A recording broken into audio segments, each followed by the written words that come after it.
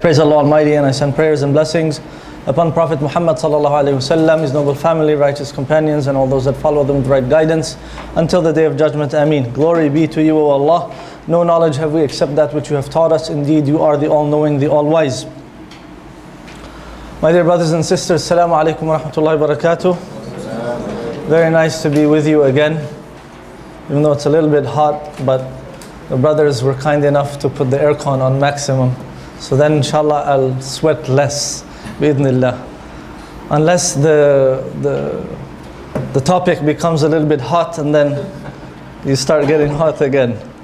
So today inshallah we're here to talk about a Tafseer al-Mawdui. Commonly and quite accurately translated as thematic tafsir. And what it is, maybe a little bit of how it developed and some of its applications. Today I'm going to be using the board quite a bit.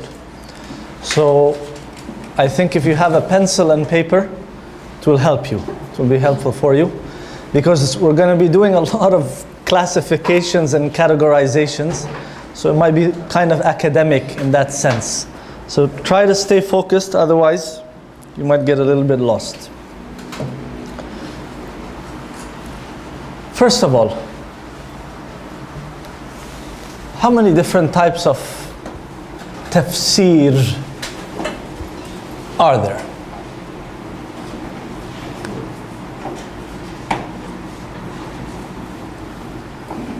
Good to think, because it's kind of a trick question. Okay. So I'm already giving you a hint. How many different types of tafsir are there?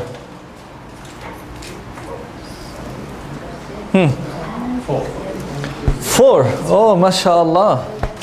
But 4 is a bad number for some people around here, right? You should say 3A, not 4. Right? Superstition. No, we don't believe in superstition. So why did you say 4, Brother Shaykh? Because when I read the tafsir, okay, they will refer to 4 tafsir. 4 tafsirs, or 4 types of tafsir. There are a lot more than 4 tafsirs, right? 4 types. Okay, what are they? Since you told us there are 4 types. I can't remember. Come on, brother. 4 types. All right. Any other answers? 2 types. 2 types, mashallah. Okay. Alrighty. Can you identify them, or am I just going to keep writing 4, 2, 5, 6? One's based on revelation or the text, and the other one is... Okay, I'm glad. It's good for people to come here having read, have a little bit of a background, so we can, we can upgrade the discussion, right? Go to another level. So, brother, you said, what are they? One is based on evidence or revelation, and the other one is based Wait, on... evidence or revelation? And revelation. Evidence plus revelation. Is revelation not evidence? Okay, I'm not gonna get too picky. What else? Logical thinking. All right. Logical thinking. All right. Other answers? It's a trick question. Yes, brother.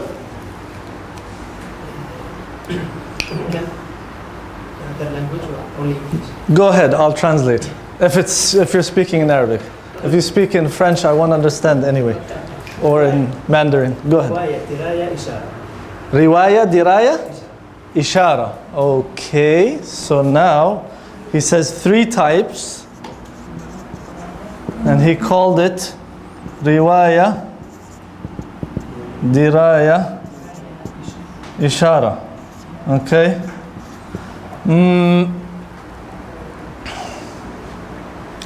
Closely translated, riwaya is essentially talking about traditions or texts. Okay.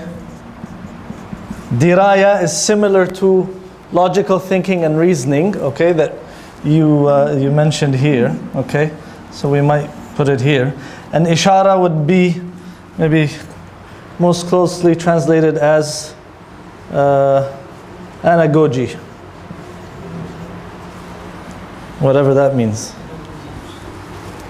So that's another answer. Yes, sister. I think contemporary and no. First one? Contemporary and classical. Temporary? Contemporary. Contemporary Classical. and classical. Okay. We have some different answers here. Contemporary and classical. All right. Would you be able to elaborate further? What does contemporary mean? What does classical mean? Classical like Tafseer and What? those 50. Which one? 50 Tafseer before, and then contemporary like with Mawdui Uh-huh. and the religious. Okay. Like MashaAllah. Rahman Asadi. Which one? Asadi. Sa'di. Okay. What else? Good. MashaAllah. All right. So we got some. Yes, brother. I think maybe tafsir is just tafsir by itself. Uh-huh. They're just categories to how do we do tafsir. Okay. Bil Quran, Sunnah, Mm-hmm. the statements of the companions. Okay, mashallah. So this is so so brothers actually and sisters, you've already answered the question, which is how many tafsirs based on what? From what angle? You can't just say it's an invalid question. So are you talking about these? Are you talking about this categorization or this one? Or the brother is talking about another, which is tafsir al-Quran with Quran or with Sunnah or the statements of the Sahaba, and the fourth one? The Arabic language, right? So you already have so many different types of classification and categorization. So based on what? Can't just say how many types of tafsir are there. Now, the first answer of Brother Shu'aib is still somewhat magical, and that's why it is in blue. Mind you, that wasn't intended, it just kind of happened that way. Because if you do read in texts that talk about tafsir, yes, they will talk about 4 different types of tafsir. Alright? And I'll mention that. Though I have my own reservation about that classification, but it's quite popular and you will read it from sheikhs and experts in the field. Alright? That there are 4 types. Okay? So the brother also mentioned another 4, right, brother? 4 types of tafsir, Quran by Quran and so on. Tayyib. So, and this is also important, all right? Doing tafsir of Quran through Quran, and this is the highest level, right? I might have to start erasing things. So tafsir through the Quran itself, number 1, highest level. Number 2, through the Sunnah. Number 3, statements of the companions. And 4, excuse me, Arabic language. Right? Good. Any other answers, classifications?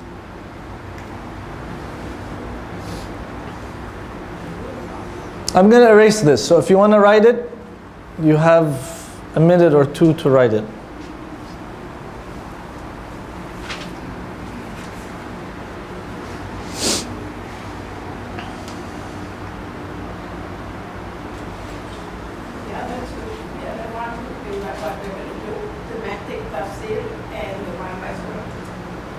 All right. So another classification. Thematic and the other one? Surah by surah, or more specifically, verse by verse, right? All right. So we might call it verse by verse, thematic, theme by theme, right? Can I erase this now?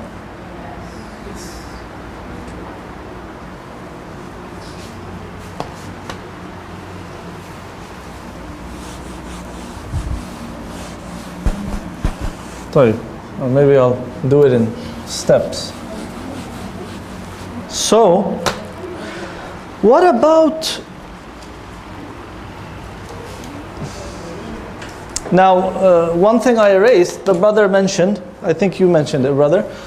Revelation, evidence, revelation. The other one being reasoning, or this is a famous classification. Okay, is it a tafsir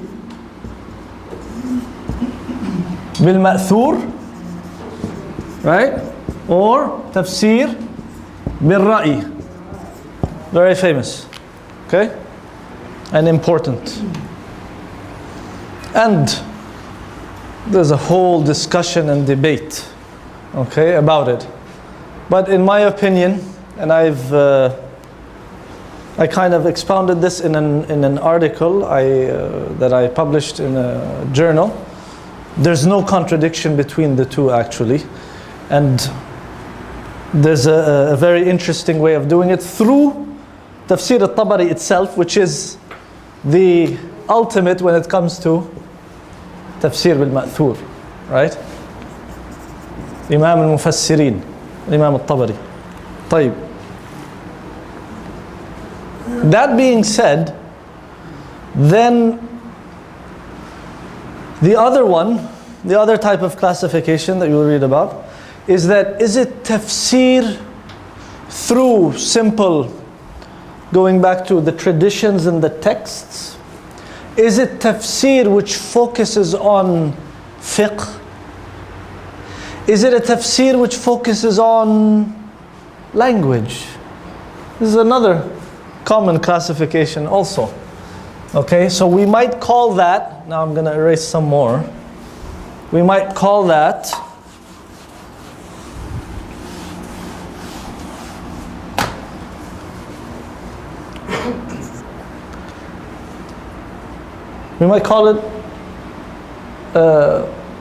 discipline or focus. According to which focus or which discipline? Well, according to, let's say, a focus on fiqh. Most famous of which, the tafsir of Imam al-Qurtubi. Right? If you say language, linguist, and Nasafi is one, less, maybe a little bit less known, but we'll write it since the brother mentioned it. Okay. Nahas, Zamakhshari, of course, even though it is Mu'tazili. Okay. But it's important. Bahr al-Muhit li Abi Hayyan, Abu Hayyan al-Andalusi. Okay. And so on. We said Ma'thur, ultimately, Tabari. And closely following At-Tabari, Ibn Kathir. Okay? What the sister called contemporary tafsir, such as Sayyid Qutb, and you might also add Tafsir al-Manar of Rashid Rida and others, some scholars put under what they call the Tafsir al-Ijtima'i. So you might call it social issues tafsir, where the focus is on social issues. So another classification based on area or discipline, right? So if someone just asks you how many different types of tafsir there are, they're either tricking you, as I was doing, or they have no idea what they're talking about. Okay? Because they would know that you have all of these different types of classifications based on what? Okay? Different tafsirs based on what? طيب. Let's go back to the 4. Brother Shu'aib said he read it in the book. It said 4. So what's that about? Yes, sister. Imam Sayyid's tafsir is Which one? Sayyidi. Suyuti. Okay, I'm coming to that. I can mention it in the 4 types. Just a minute. All right? طيب. Can I erase this?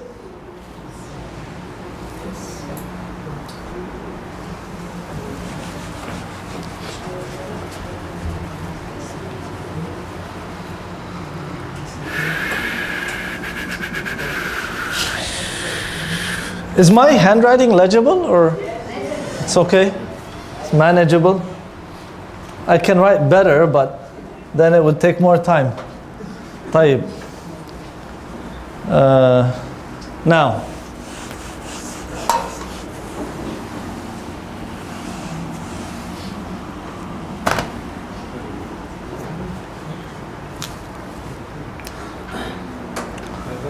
the four types which are usually mentioned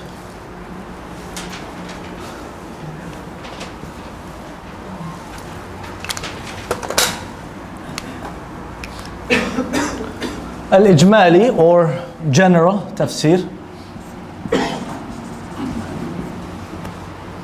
which is a rather terse and brief tafsir, where it's just giving you the general idea of that, of the meaning of the verses. And this is quite common in our age.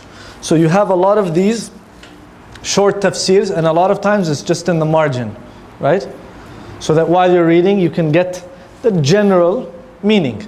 And that can be very helpful, especially for non-Arabic speakers and Arabic speakers for that matter. All right? And under that, you might mention Tafsir al-Suyuti. Okay?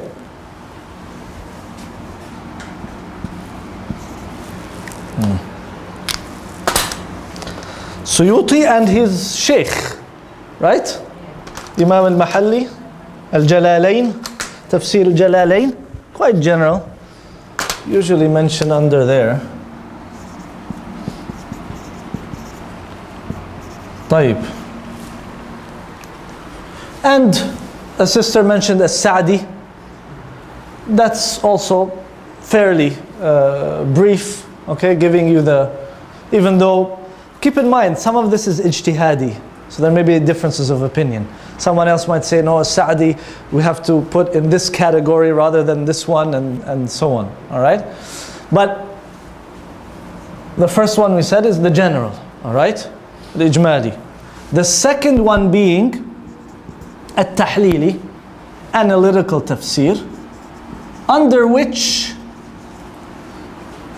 you can list practically all of the known tafsirs that we've talked about. It would all come under analytical, as long as it's not brief, as long as it's several volumes. So Zamakhshari and al-Bahr al-Muhit and al-Tabari and Ibn Kathir, even Ibn Kathir, you might put under analytical. Others may consider it fairly brief and summarized, all right?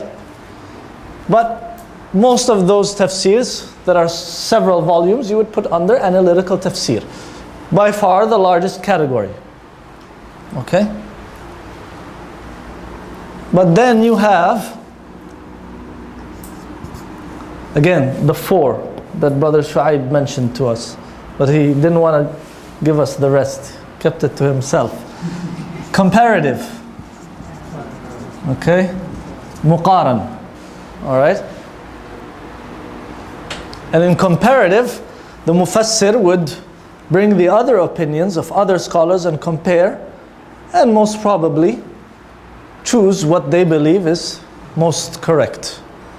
And under that, you might mention Al-Mawardi. Sorry? Nabilsi you might put under contemporary, like many of the contemporary tafsirs. And or maybe you mean Sabuni. Sabuni, yes, is really comparative, because he called it Safwat al-Tafasir, right? The essence of all of the tafsirs. So he brings in all of these different opinions and he compares and so on. طيب. So Al-Mawardi and possibly Zad al-Masir of Ibn al-Jawzi. All right? Sha'rawi, contemporary, might be under Mawdui, we'll get to that. And even he focuses on language, right? On the linguistic part. And finally, Al-Mawdu'i, being the fourth. This classification you will read in a lot of the books.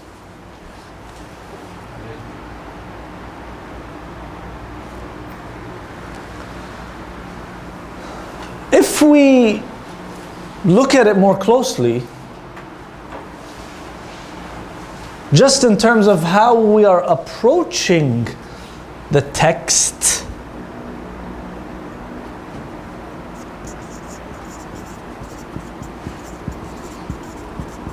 okay? Is there any real difference between analytical and general?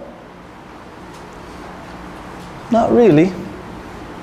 They're both approaching the tafsir, surah by surah, verse by verse. It's just that this one is a little bit, or this one is lengthier, this is a little bit shorter, this one is going to more detail, right? Comparative, pretty much the same. You're comparing, but in terms of your approach to the text, you're still taking it surah by surah, verse by verse. The real differentiation between types is here. So, in the analytical, general, and comparative, in all of that, you're doing it surah by surah and verse by verse. Taking the whole Quran.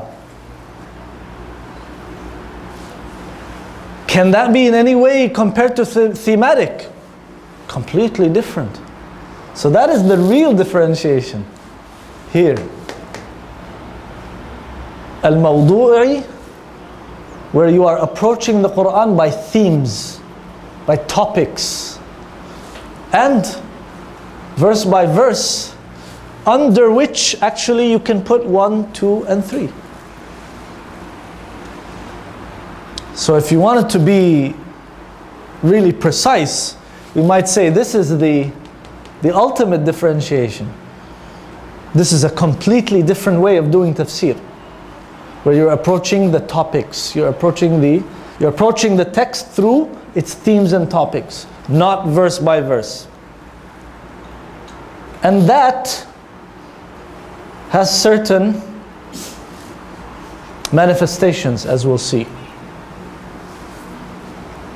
Is everyone with me? We covered a lot in just about, I think, 15, 20 minutes. So maybe I'll stop here if there are questions.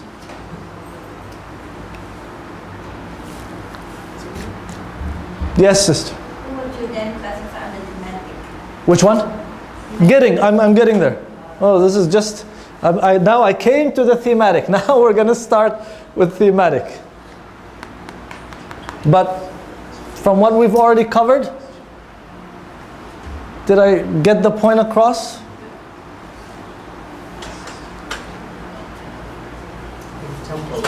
Sorry? Yeah, we're coming to that, okay? The applications. But we said, so really, these 4, we might be able actually to reduce to 2. And scientists, how many scientists in the room? Scientists, ulama? Ulama, not in Sharia, just in whatever your field is. Scientists will usually do that, because ultimately you want to keep reducing, right? Like in math, when you want to come down to the least common denominator, you can actually keep reducing. So we just grouped all these 3 under verse by verse. One is more general than the other. That's not really a classification. Again, I might be going to hot waters, because this is what a lot of the scholars and the mashayikh are saying. But if you want to be particular about it, that's how you would look at it. Ultimately, you come down to this. Is there any way to put this under thematic or the other way around? No. So this is true differentiation. This is truly a different way of doing tafsir. And this is why, actually, at least because now we're going to split thematic also. We're going to classify thematic. And in one of the important categories of thematic, you almost don't have a single tafsir in the world today which is truly thematic, except possibly one, which was produced by Jami'at al-Shariqa, okay? And which was done by a group of scholars. It wasn't even the effort of one person, but a group of scholars. And it's well done, okay? But other than that, who approached the tafsir in this way? So when we talk about tafsir al-Mawdui, thematic tafsir, we're talking about something quite novel. All right? Quite novel in the way we're approaching it. Doesn't mean that it is completely, that it doesn't have any origins or provenance in olden days. No, it does. But in the way we're talking about it, yes, it's quite novel. Okay? So now, if we take, can I erase? If we take thematic, so most of the tafsir that we are familiar with is the usual surah by surah, verse by verse, taking it ayah after ayah all the way to the end of the Quran. But when we talk about thematic now, okay, this also we can see, again, different scholars or authors might classify it a little bit differently, but for all practical purposes there are two important types. Okay? The first one, again, we're approaching the tafsir of the Quran now by themes or topics, right? In the first one, it would be just to take a certain topic, all right? And inductively look and find how the Quran speaks about that topic, right? So, as an example, you might say riba in the Quran, a study of riba in the Quran, a study of the cosmology of the Quran. And I mean by cosmology in the specific sense, not in the general sense. In the specific sense, meaning cosmology, the universe, right? The heavens and what have you. All right? So, another topic or a theme, okay? Tazkiyah in the Quran. So you take topics, right? And then you try to understand what the Quran says about it by looking at it inductively, collecting all of the verses that speak about that topic. Now technically, a lot of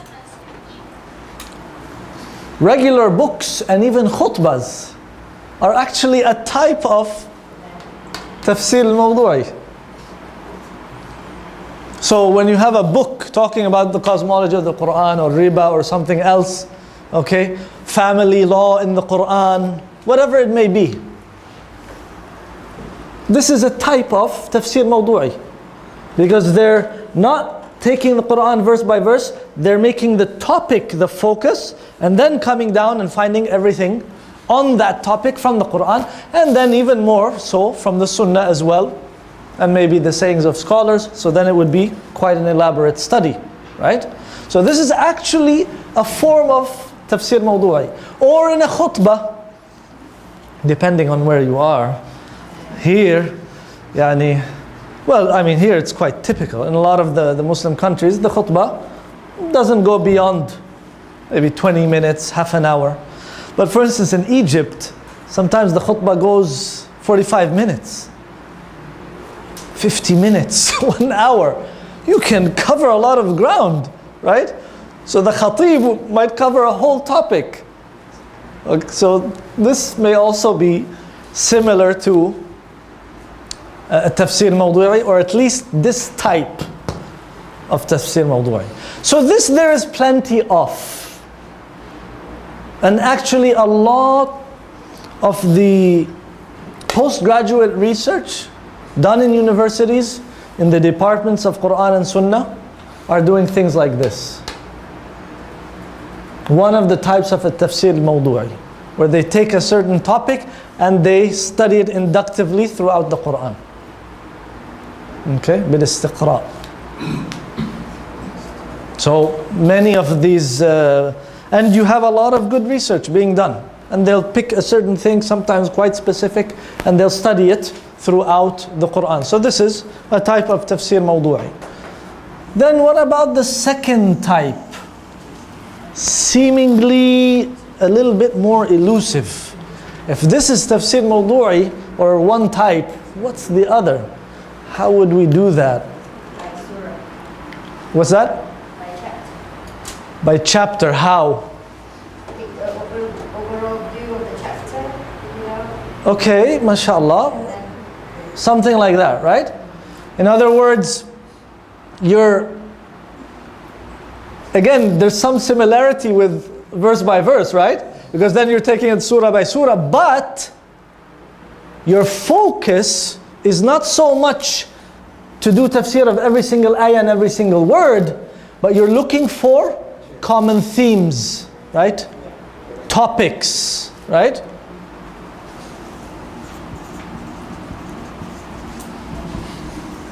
Okay.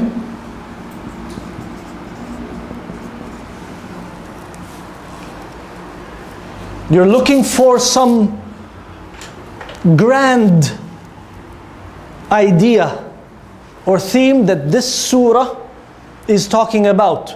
That's on one level. But then, on the level of the surah itself, but then you may go down even further and split the surah into sections.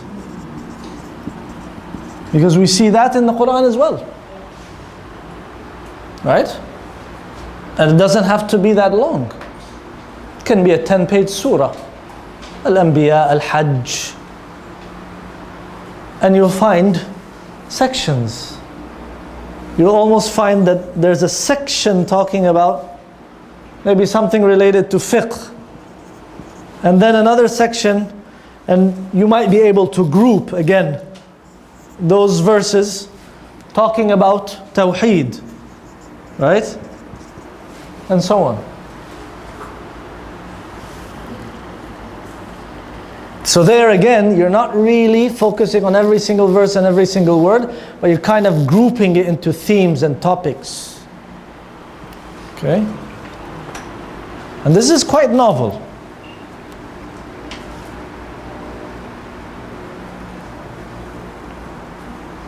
And this is quite helpful as well. Especially if you're trying to see how things are connected. So, if we say if you're looking for common themes and topics, you're also looking for, I should have done 1 and 2. Or rather, yeah, keep the A and turn this into 1 and 2. And then come back with B. And that would be interconnectedness. Okay? It's a long word. Sheesh. Is it even in the dictionary?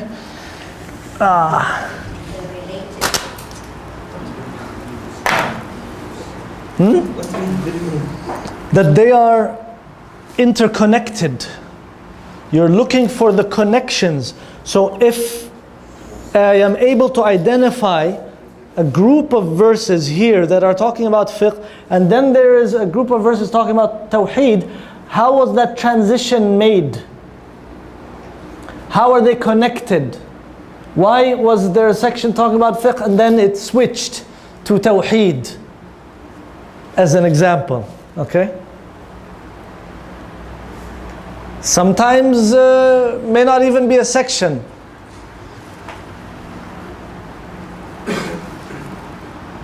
This is a big topic. This needs a lesson on its own. And this is an issue of huge debate. What level of interconnectedness are we looking for? Do all scholars espouse the opinion that we have to always see those connections?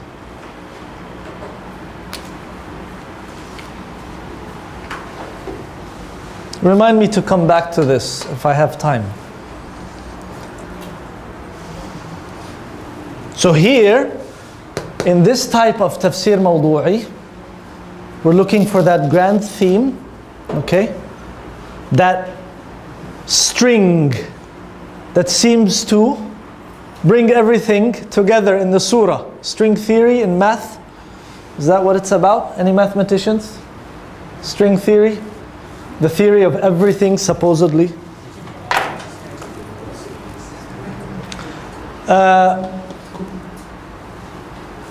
Question?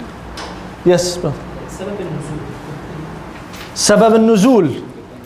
Sabab al-nuzul usually will clarify why a certain verse is revealed and help sometimes even to see the interconnectedness. Because sometimes even understanding why the verse is there will not be clarified until you know sabab al-nuzul.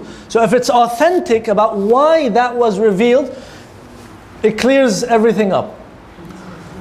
And it can apply to maybe some of the smaller surahs. Yes.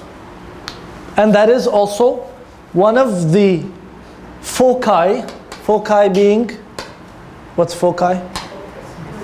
Thank you. Focus is plural of focus. Right? Of Tafseer al-Mawdui. So they will mention sabab al-nuzul. Definitely. They will try to identify a maqsad, a grand theme or a topic of the surah from the very beginning. Then you will try to also, you will mention sabab al-nuzul. You will try to understand why it's named. Again, this may also be a subject of debate, because the naming of the surahs, is it tawqifi or not? Is it by wahi or by the ijtihad of the Sahaba? This is a debate. Okay? This is a debate. But you can try to identify the name of the surah and how it is connected with the grand theme.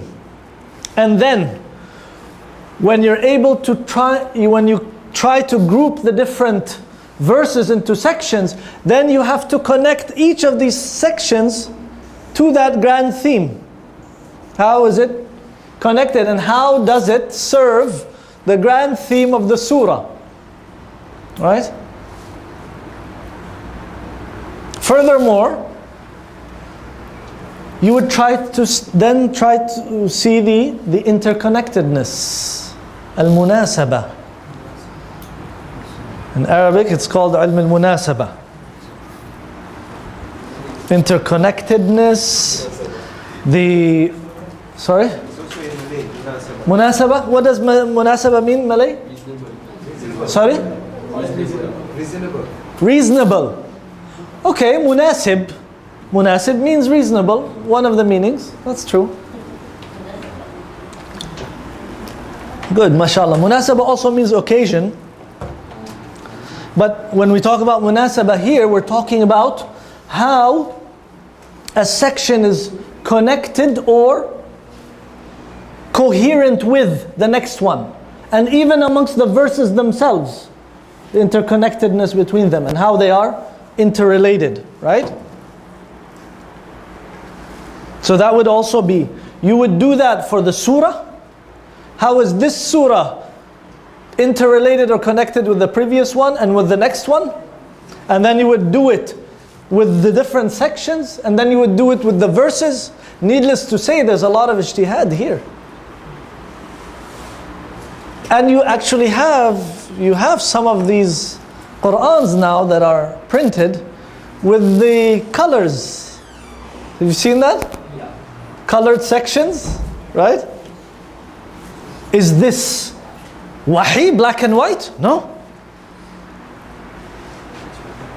Someone else with proper knowledge may deem that this section actually needs to be extended. The next verse is still under that topic or that theme, right?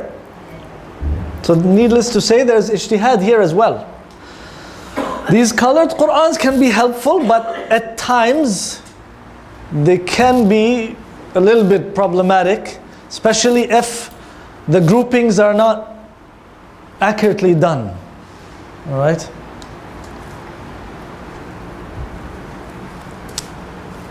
Now, if we're saying Tafsir al-Mawdui is quite novel,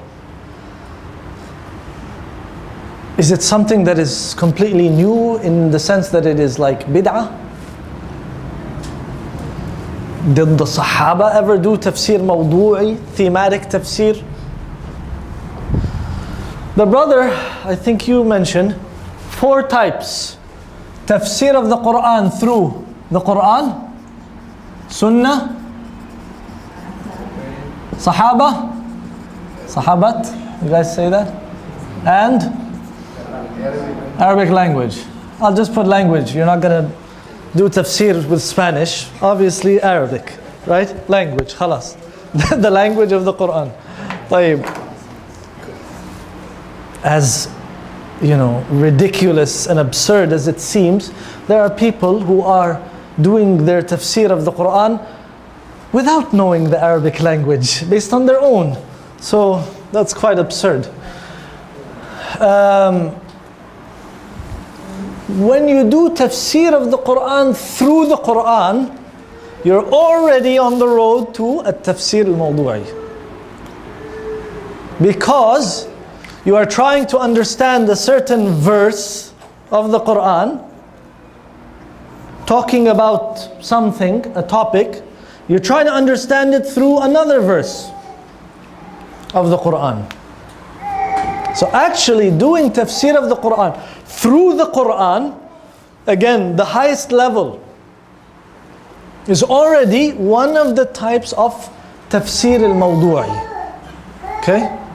Because this is talking about something and then you are able to explain it by referring to another verse.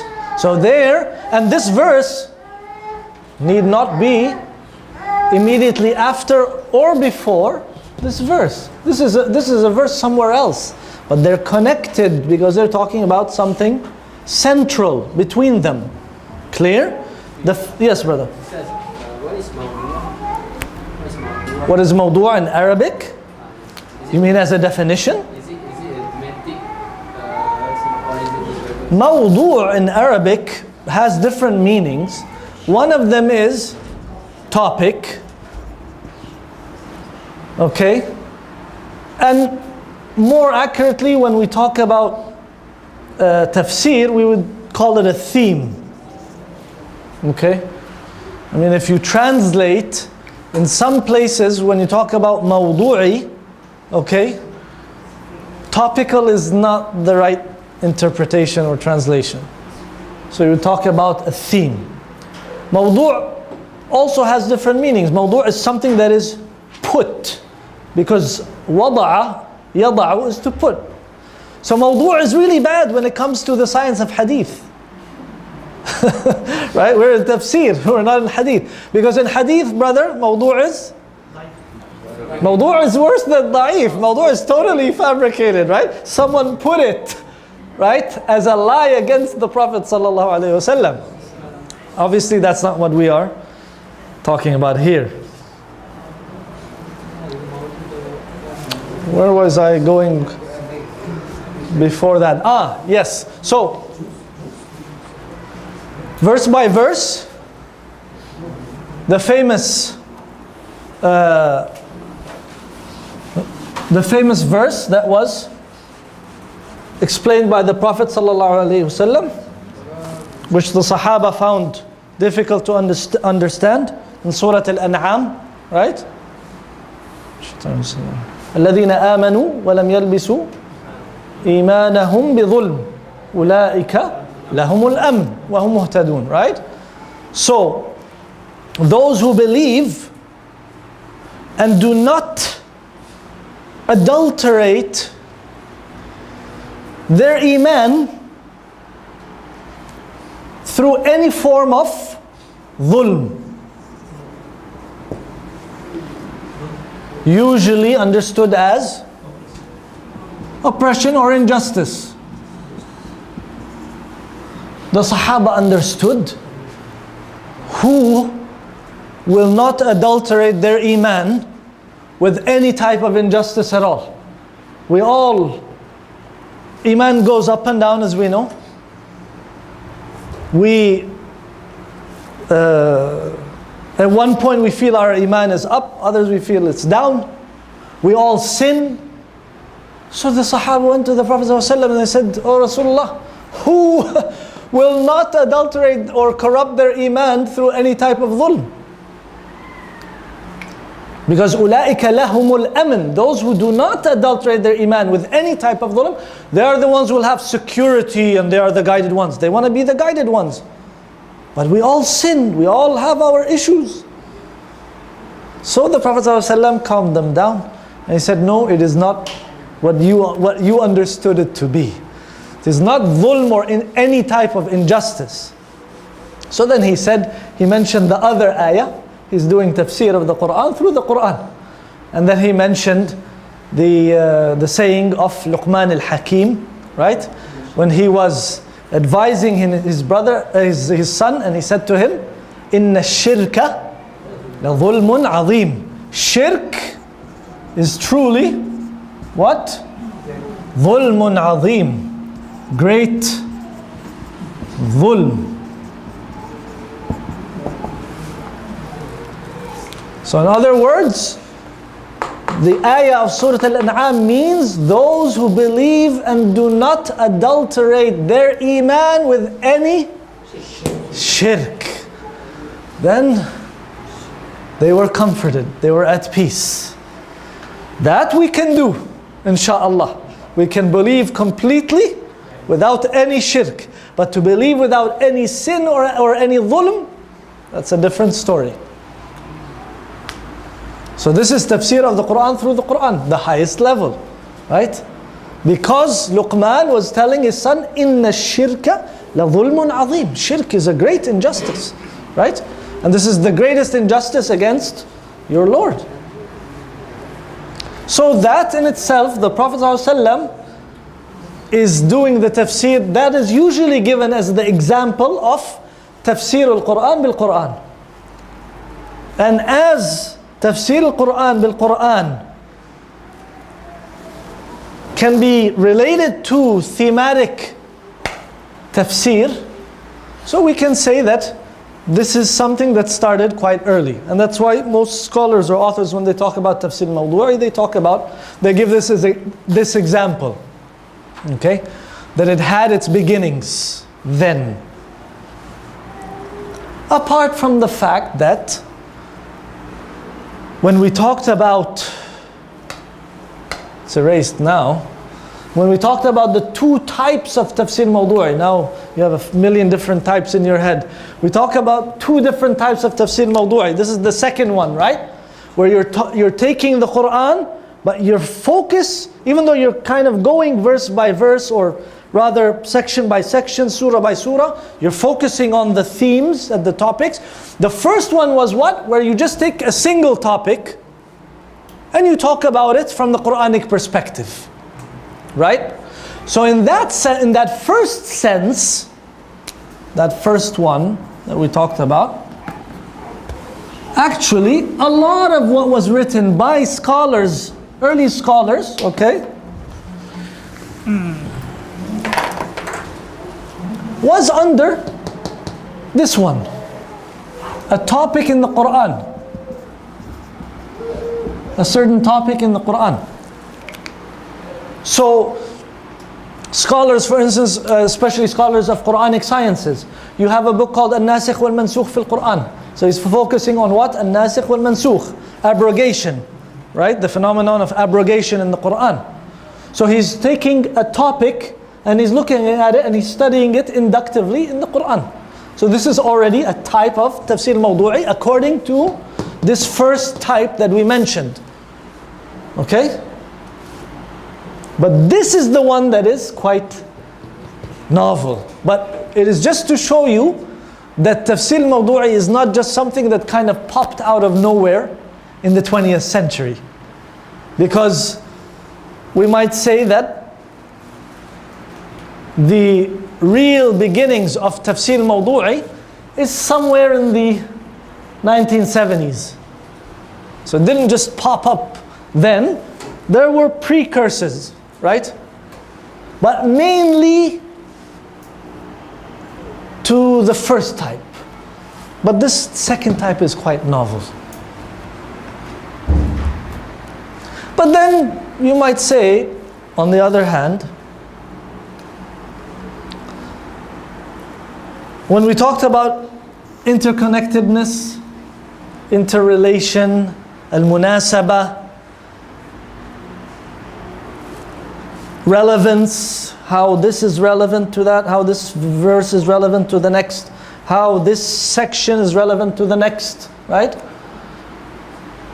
Al-Imam al-Biqa'i was doing that some 5 centuries ago.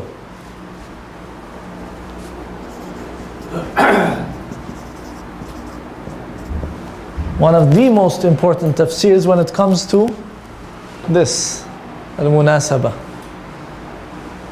Actually, he dedicated his tafsir for this.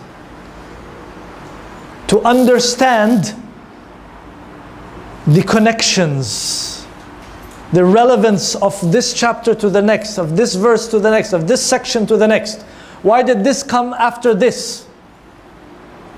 That was everything he was doing. Very interesting.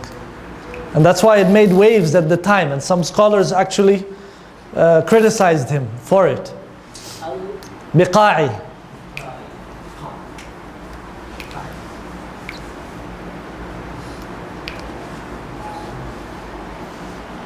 But he also had a precursor. He had someone who started it before him, and that's Al-Imam al-Razi. Very concerned about how everything is related, the cohesion. Yeah, Tafseer al-Kabir طبعا. فخر الدين الرازي.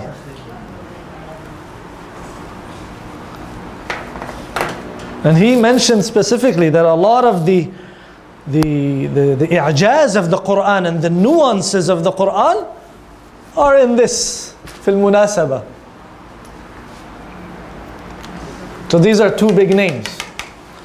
Other scholars had some reservations about this issue. It's a big issue. It's a big issue. Very interesting. But this is also a precursor to a Tafseer al-Mawdui.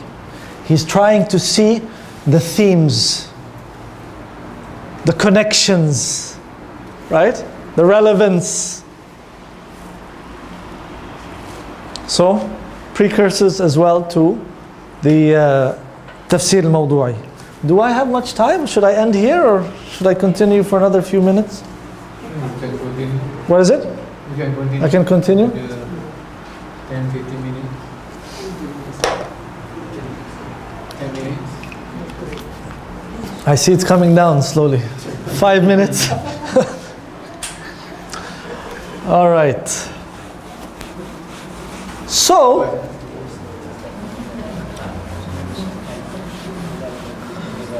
can you give me examples of the first type of Tafseer al-Mawdui that we mentioned?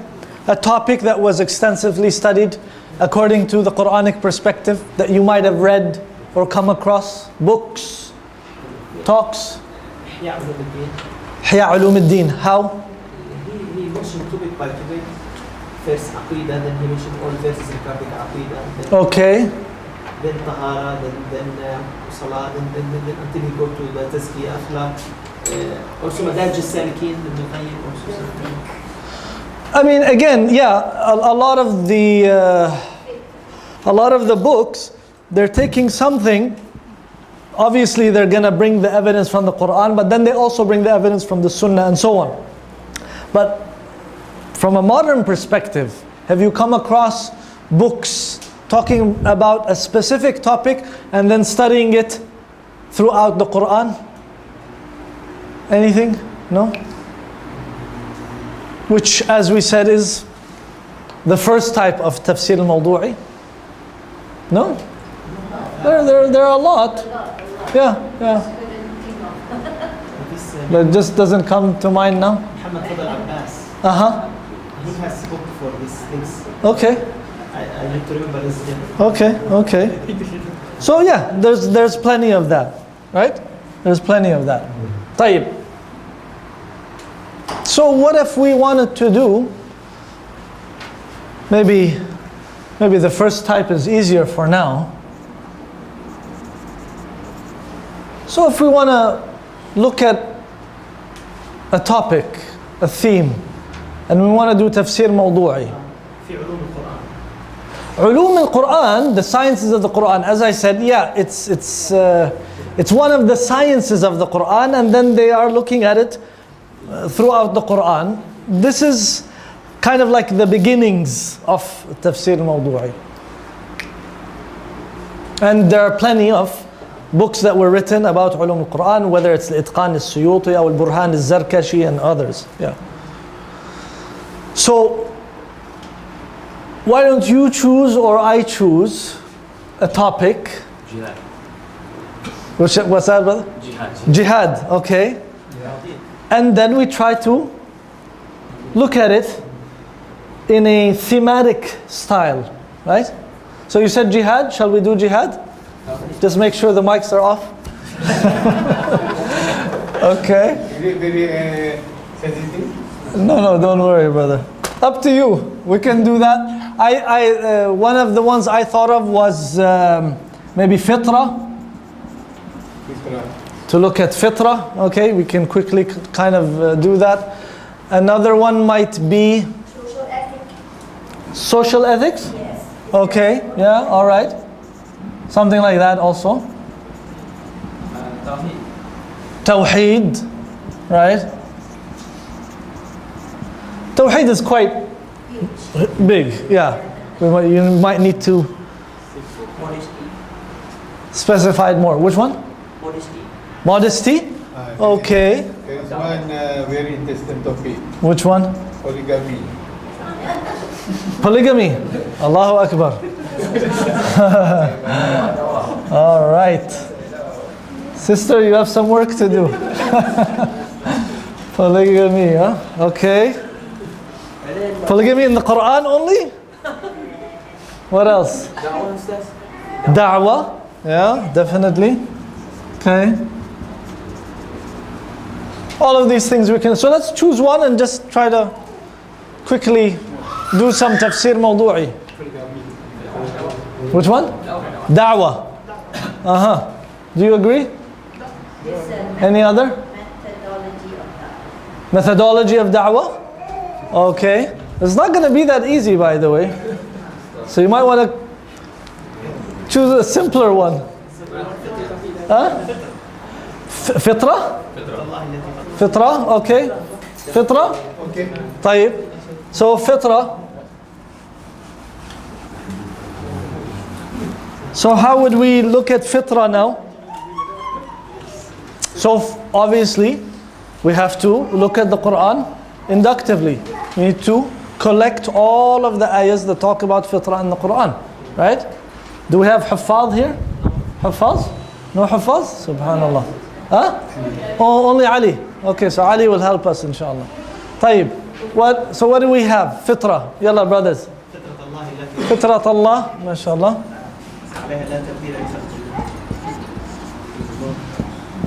Okay. Maybe someone can hold the Quran and give us the verse number. التي فطر الناس عليها. Exactly. So now, Surah Al-Rum.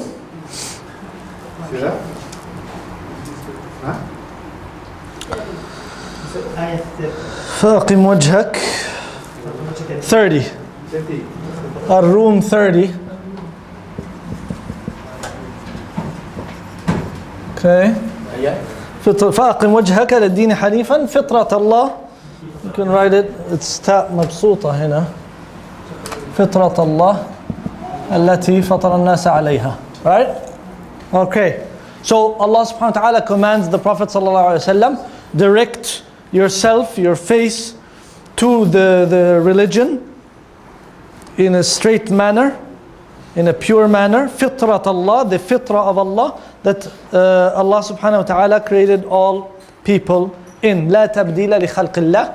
There will be no alteration of the creation of Allah, and so on. طيب, what else?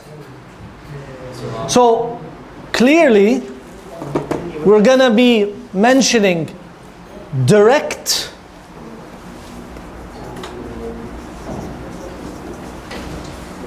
evidence, what I might call non-explicit evidence, and finally indirect. So direct, fitrat Allah. What else? Yes.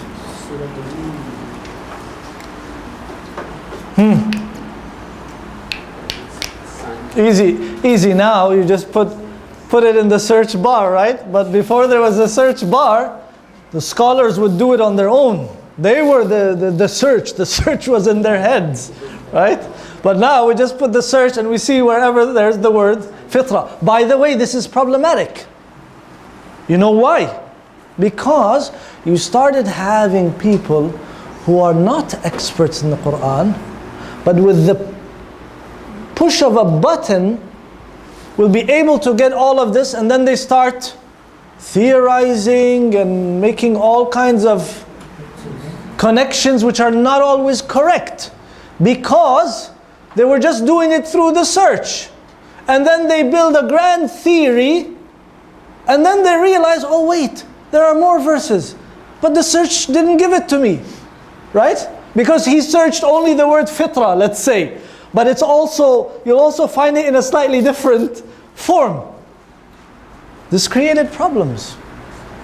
As opposed to scholars of old, who have the whole Quran memorized, who understand it in a comprehensive manner. It's not just about putting the word in a search bar. Mind you, even that is still better than some other types. There are some types of people who don't even bother to put it in the search bar. He sees it in one location and then builds a whole theory about that one verse. And all you have to do is to go a few verses down, and you see his theory is already debunked. The problem of lack of comprehensive scholarship and just doing things through a search, a quick search, you know. Anyway, but go ahead and search for now. We're not doing, you know, I'm not making you feel bad about searching. Aha, but that's not direct. That may not be direct. I will put that under non-explicit. I'll come back to that. What else? Allah speaks about the mithaq. That also, is it direct? Aha. Give me the direct first. Any others? Is that all? Come on, you did the search. You didn't get fitra except in Surah Al-Rum? Huh? Something wrong with the app? No, this says in Rumi. In what? Rumi is not in Arabic. They're searching in their language, you mean? Yeah. Aha.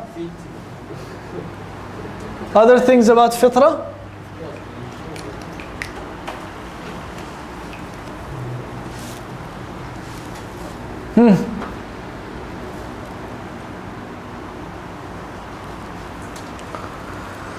Ya Allah.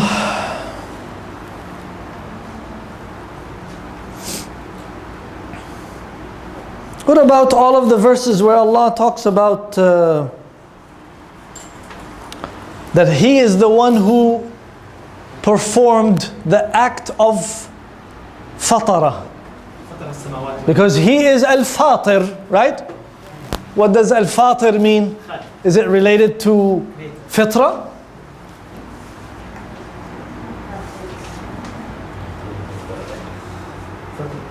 So most of it is about fatar al-samawat, right? About the action of al-fatr, right? So, if this is the only direct one, then we have to go to non-explicit and indirect. So non-explicit might be what the brother mentioned, which is Sibghat Allah. صبغة الله ومن أحسن من الله صبغة. Al-Baqarah, verse, brother? Okay, now 138. 138. ونحن له عابدون. Why is it non-explicit? Because this is usually explained as fitra. Sibgha meaning fitra. But there are scholars of i'jaz who try to explain it in a slightly different way. And I remember actually commenting on that in a conference on i'jaz. Just so happened to be a conference on i'jaz. So I said Sibghat Allah is usually explained as fitra.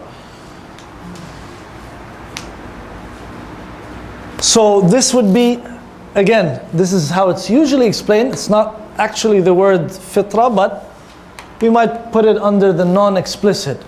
So then we would bring that ayah as well, study it,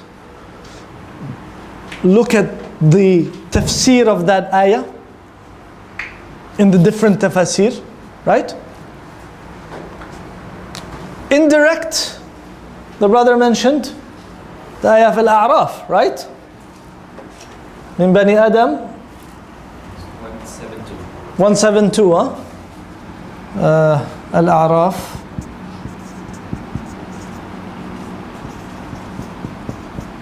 The buzzword would be من ظهورهم ذريتهم, right?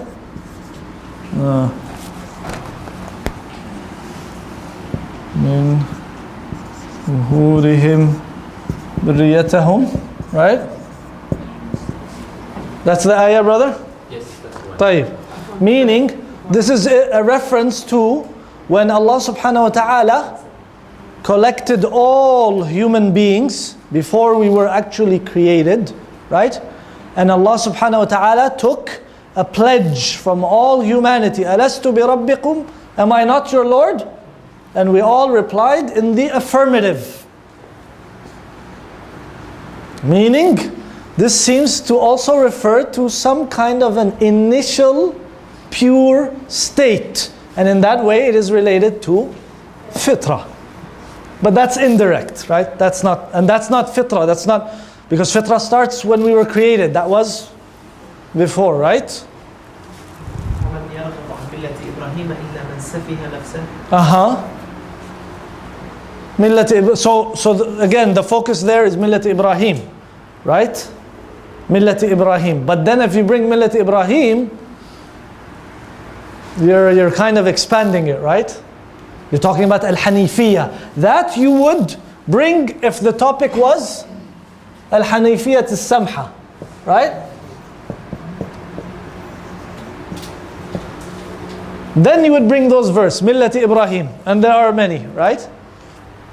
And you would talk about how Ibrahim kana hanifan musliman, and the Jews and the Christians claiming that they are, that Ibrahim was a Jew or a Christian and so on, right? Yeah, that's more related to that as opposed to al-fitra. Other verses that we might put under fitra?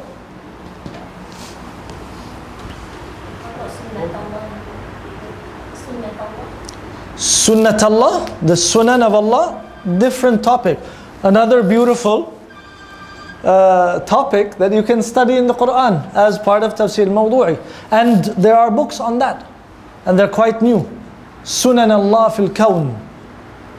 The Sunan of Allah. Right? And there are not that many that have been written on it, but it's very important because they are the essential laws that govern the universe, the Sunan.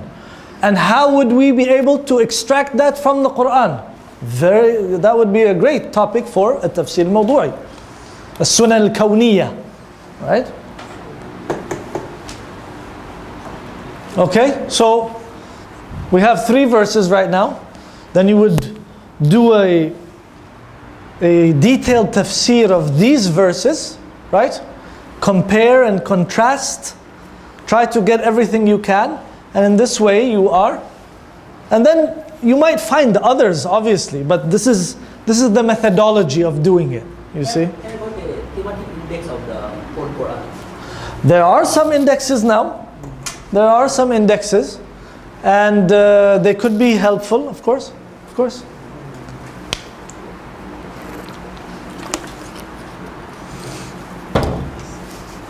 But again, it's quite recent. It wasn't really done before. You have Mu'jam Alfaz al-Quran, very important, Muhammad Fuad Abd al-Baqi. Any questions or comments?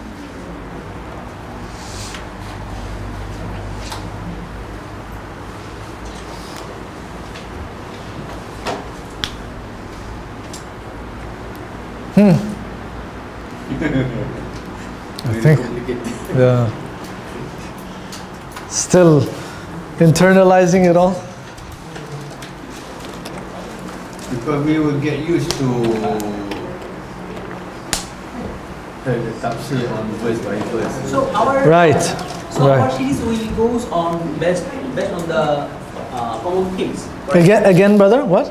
So this is a part of series of tafsir classes, correct? Yes, this is just the introduction. Introduction. And This is just so this is what Tafsir Mawdui is about. Inshallah, in the future, I'll choose a topic and try to look at it in terms of Tafsir Mawdui, or I may even try to do number 2, which is to take maybe a short chapter, okay, and try to look at it with a thematic focus rather than verse by verse. Something like that. Or maybe even a longer chapter, but again, just look at it thematically, broadly, right? The broad themes rather than the verses. Maybe look at it in terms of sections, maybe like a 10-pager, you know, like Al-Ahzab or one of those chapters. I'll try to choose it in such a way that we can do it maybe in a talk or 2. We'll see, inshallah. This is just to introduce the topic of Tafsir Mawdui. Okay? Yes, sister. How would you pronounce Thematic Quran by Muhammad Qutb? Which one? Muhammad Qutb. Muhammad Qutb? Yeah. Which one? Thematic Quran. Thematic Quran? Are you sure that's the name? Yes. Can you confirm it? I'm not sure. In general, I mean, not just because, you know, not because of the namesake, but I'm very supportive of the Shaykh and his ideas, mashallah, rahimahullah. That's on the second part of the Thematic Quran. Okay. I mean, Shaykh Muhammad Qutb, mashallah, rahimahullah. I remember when I was reading some of his books when I was young. So I would find it interesting because I find a lot of similarity in thought, you know, as I'm reading. So that was an interesting coincidence. Dirasat Qur'aniya? Quranic studies. Yeah, sure, of course. Absolutely.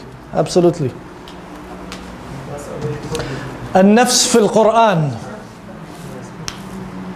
So this is all under what you would call Tafsir al-Mawdui. Something I wanted to mention quickly, I'll come back to you, brother. Ibn Kathir, rahimahullah, does a marvelous job of doing Tafsir al-Quran bil-Quran and then Tafsir al-Quran bil-Sunnah. So in that sense, he's also doing something of Tafsir Mawdui, where he is trying to help you understand and explain that verse through many of the other verses that are related. And he will usually bring those other verses as well. Yes, brother. Is it safe for me to, let's say if I were to buy a book that explains what the tafsir of Quran, just like how you recommend to buy something, the tafsir of maybe one of the topics, like Fitrah, a book of tafsir of Fitrah, and I read it and I try to understand on my own, or is it we have consultation from an ustaz? Is it safe for me to just assume on my own or this means? You mean if you had the option of reading about something like a topic in the Quran as opposed to a tafsir? Is that what you mean? Because I heard that if we study by our own, then shaitan will come. In general, Everyone should have a scholar or a sheikh to revert back to. That's the meaning, okay? That whoever studies on his own, that the shaitan will be working on him. It means that you need to connect with people who are more scholarly than you, okay? In order to avoid silly and sometimes catastrophic mistakes. Silly and sometimes catastrophic, right? So this is the meaning of you should have, but it doesn't mean that you shouldn't read. No, read, brother. Read as much as you can. And when there's something you don't quite understand, ask someone more knowledgeable than you. And Allah Azza wa Jal says, وَفَوْقَ كُلِّ ذِي عِلْمٍ عَلِيمٍ. Right? Above everyone that has knowledge is someone even more knowledgeable until you get to Allah subhanahu wa ta'ala. Right? So read, but also seek the assistance of scholars, people who are more knowledgeable, absolutely. But the command in the first word of revelation is read. Read that which is beneficial, inshallah. تفسير المنهج الدكتور أحمد نوفل. Ahmad Nofal.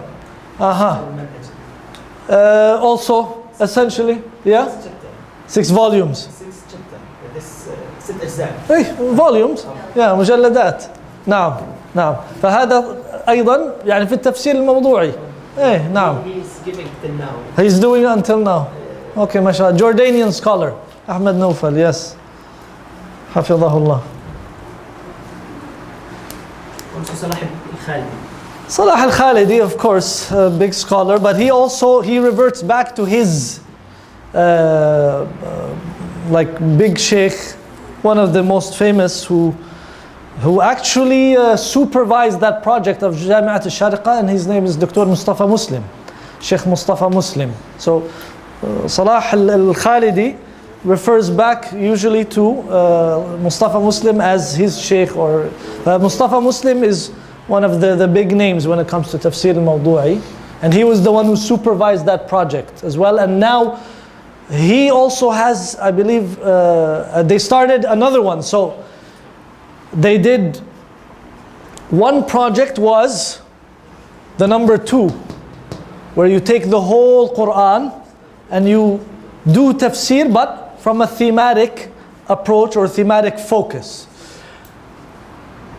Then they started another project, okay, which he's also supervising, where they are choosing topics, like number 1 that we talked about. They chose some 200 topics and they sent it to scholars and researchers. And each one would write about that specific topic in the Quran. And I think they're about to finish the first 2, or they finished the first 200, and now they're going to take another 200 and another. So it's going to be a huge encyclopedia. So that one is according to the first type, number 1, where you're just taking a topic in the Quran. The second one is where you look at the whole Quran, but from a thematic approach or focus. The last one, Bassam Jarrar. Bassam Jarrar also? Okay, I wouldn't know. You don't know. I know him, I know of him. I haven't listened to him that much, so I wouldn't, yeah. Other questions or comments?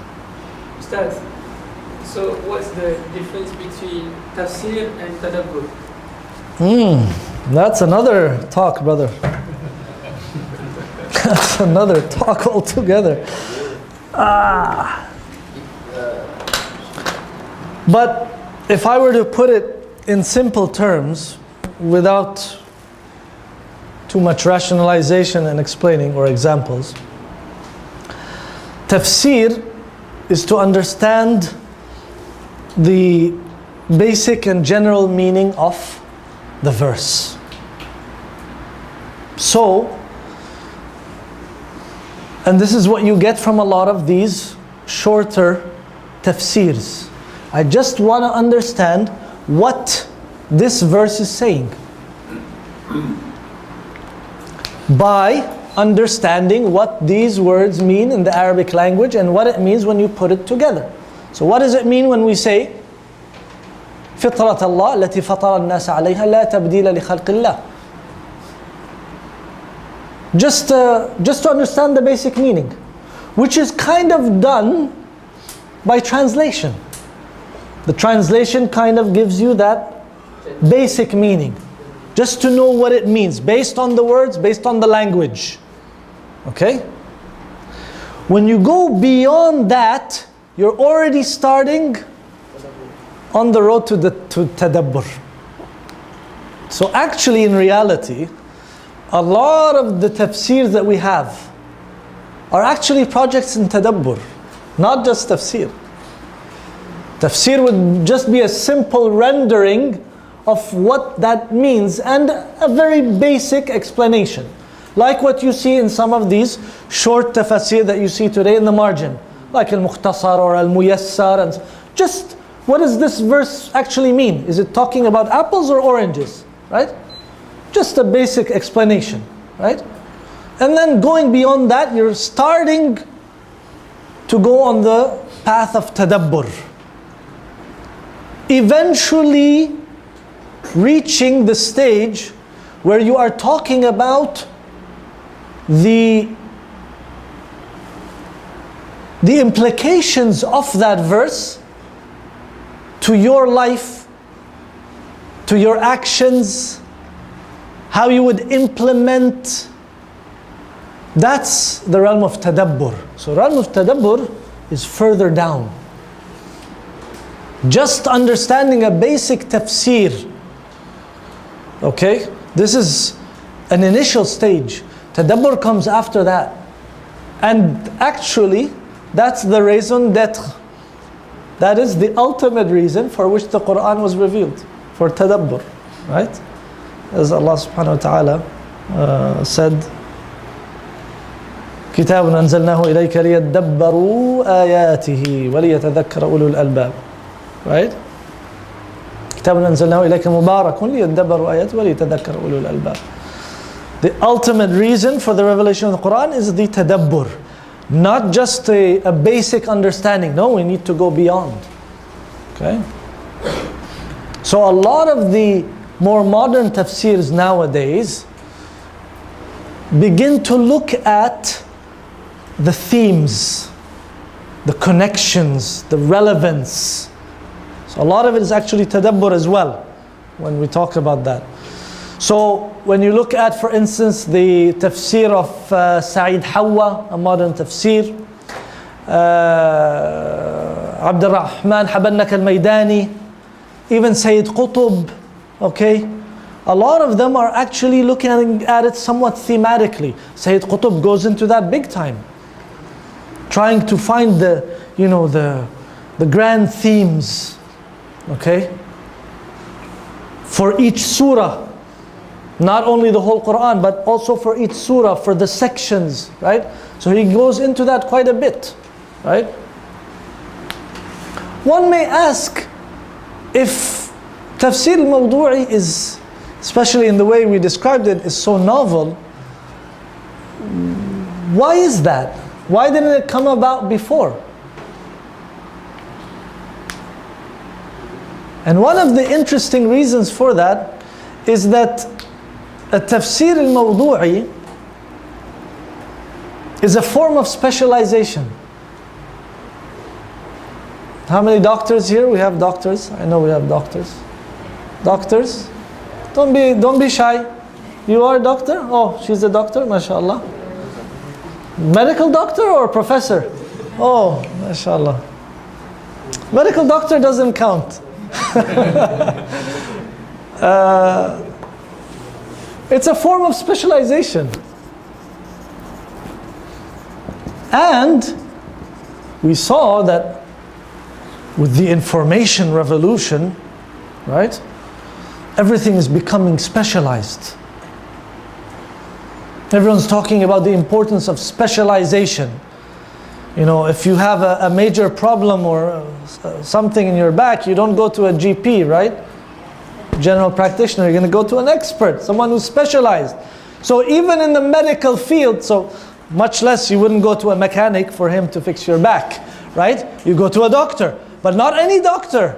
There's an eye doctor, there's a back doctor, Someone who is specialized in bones, and I imagine there are specializations within the specialization. So what kind of specialization within the eye? Subhanallah.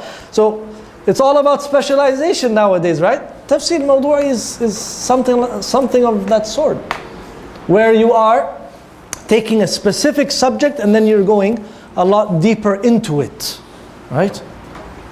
You're looking a lot deeper and you're trying to analyze the Quran in an inductive fashion to bring and collect all of the verses talking about that one subject. So you're focusing on that one subject as opposed to anything else. And the Quran is the book of life. So it has everything. So it has cosmology, and it has economics, and it has family law, and it has tawheed. All of those things, right? This is one of the reasons that Tafsir Mawdui may have come about more recently rather than before. Because if you look at scholars before, specialization wasn't exactly the focus, right? It was about comprehensiveness. We see that in the many of the traditional scholars. Yeah, I got it. Right? So, I mean, they were, and sometimes you read for them in different areas, and you feel they're specialized in all of the different areas. That was the type of knowledge they had. Even though this issue is a matter of debate. Because actually one of my professors asked this question. It was interesting. I won't mention his name, obviously. So I'm in the master's program, and I see a course that the title of which I liked. So I said, let me go and check it out. Turned out I was waltzing in to a PhD class, not a master's, and I'm still in the master's level. So once the prof started, I discovered, oh, this is PhD. I raised my hand, I said, oh, prof, sorry, I thought this was master. He said, no, brother, stay. I said, okay, khair inshallah. So I attended one class of the PhD in the master. And interestingly enough, one of the questions he put forth was this: specialization. So he asked the students, what do you think?